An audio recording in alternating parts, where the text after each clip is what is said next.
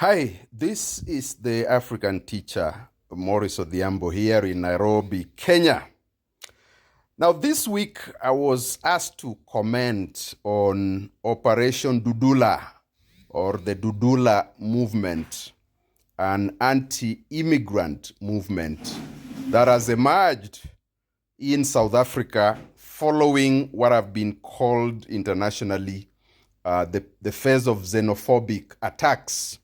Xenophobic attacks were attacks against majorly African immigrants, Africans who migrate to South Africa in search of livelihood because of challenges and problems in their own country and so on.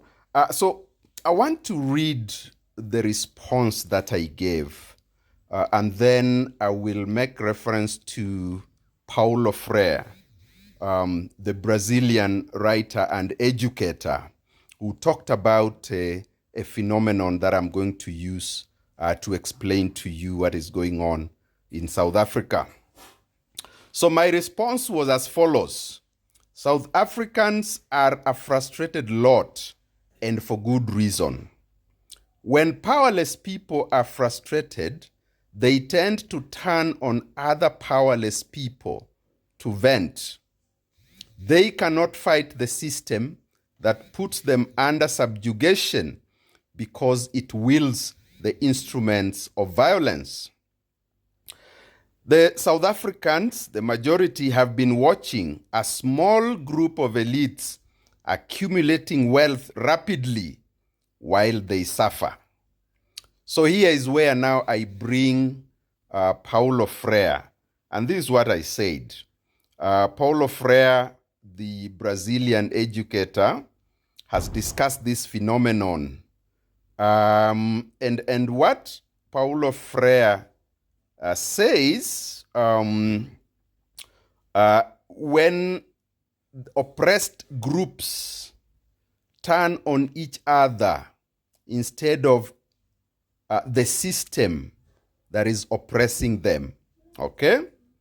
So Paulo Freire, in a concept that he calls the culture of silence, explains how oppression can lead to a power dynamic where the oppressed internalize the values of the oppressor, sometimes resulting in them oppressing others within their own community.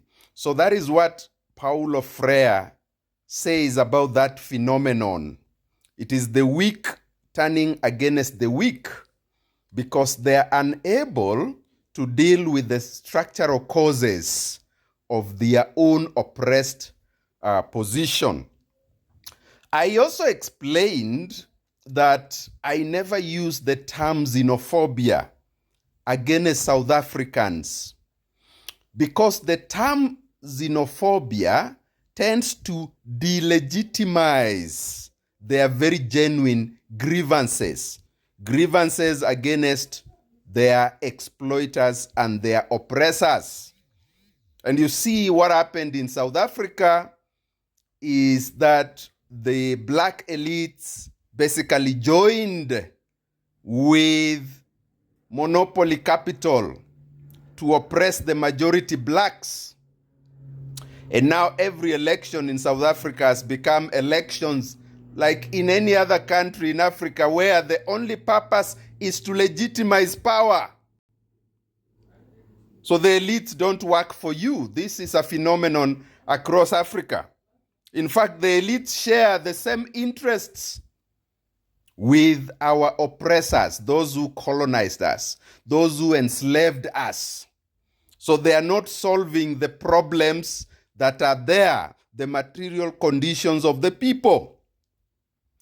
And through the Black empowerment programs, a group of black elites was created so that it becomes a wedge against the majority black. Okay? So they form this layer of the people with money, people with resources, people who have benefited from the system, so that then they are used to continue the system of oppression. So Dudula movement is just a symptom, and it cannot achieve anything because it's not fighting to uproot structural injustice. It is power that is wielded against the powerless. And I am very sure that there is no white person among the victims of Dudula. They cannot attack white people because white people symbolize power. White people symbolize power. Okay?